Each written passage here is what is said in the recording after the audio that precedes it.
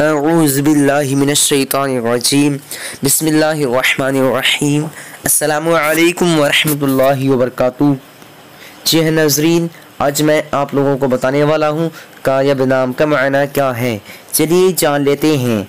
कायब नाम का मीनिंग जानने से पहले आप लोगों से गुजारिश है, इस वीडियो को लाइक कीजिए।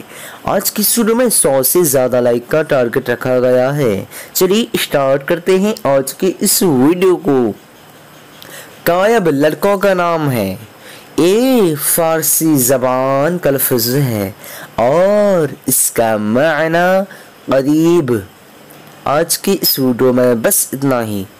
अगर आप लोगों को ये वीडियो पसंद आई हो तो अपने दोस्तों के अंदर में लाजमी शेयर कीजिएगा, और अगर ऐसे ही नए मीनिंग जानना चाहते हैं तो वीडियो पे लाजमी कमेंट दीजिएगा। फिर मिलते हैं दूसरे वीडियो में, तब तक के अल्लाह हाफिज़। अस्सलामु अलैकुम रहमतुल्लाहि व बरकातुहू।